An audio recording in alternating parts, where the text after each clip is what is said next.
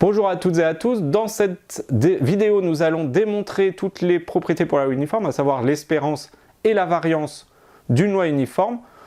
Là on revient sur des choses de première année mais qu'il faut absolument maîtriser. Une fois qu'on a les connaissances de cours pour calculer l'espérance et la variance, eh bien c'est plus que du calcul de somme. Il n'y a aucune difficulté dans cette démonstration, mais il faut la maîtriser à la perfection.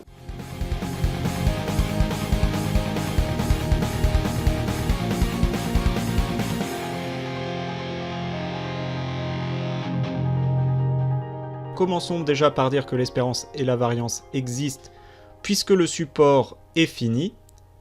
Voilà, c'est quelque chose qui peut paraître évident, mais il vaut mieux le rappeler puisque c'est quelque chose de vrai. Et surtout, quand vous avez un support fini, il ne faut pas s'amuser à essayer de chercher pourquoi l'espérance ou la variance existerait.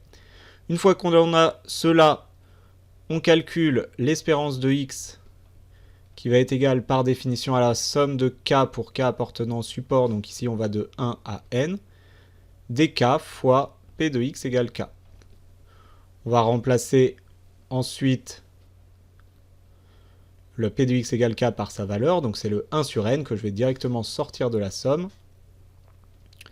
fois k fois la somme de k égale 1 à n dk, et ici, on connaît cette somme, c'est 1 sur n fois n plus 1 sur 2. Les n se simplifient et nous donnent donc le résultat n plus 1 sur 2. Pour déterminer la variance, nous allons déjà commencer par calculer espérance de x au carré. On va utiliser pour cela le théorème de transfert. Donc d'après le théorème de transfert,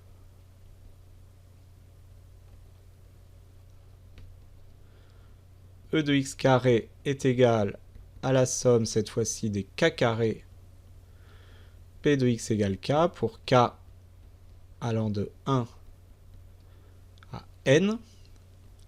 Et on va faire pareil, on va sortir le 1 sur n, et cette fois-ci on a la somme des k au carré pour k allant de 1 à n. La somme des k au carré c'est n plus 1, 2n plus 1 sur 6. Et on a le n qui va se simplifier. Nous avons alors la formule de König-Huygens qui va nous permettre d'obtenir l'expression suivante.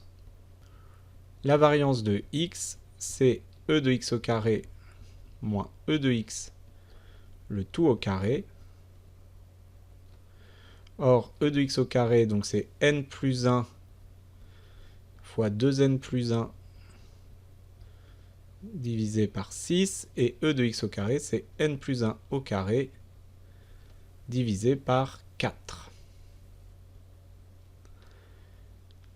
Alors dans ces cas-là, il faut toujours essayer de factoriser, puisqu'à la fin, on veut quelque chose presque factorisé. Donc on va multiplier par n plus 1.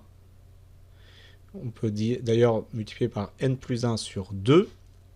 Et on va avoir 2n plus 1 sur 3 qui reste à gauche, moins n plus 1 sur 2 qui reste à droite.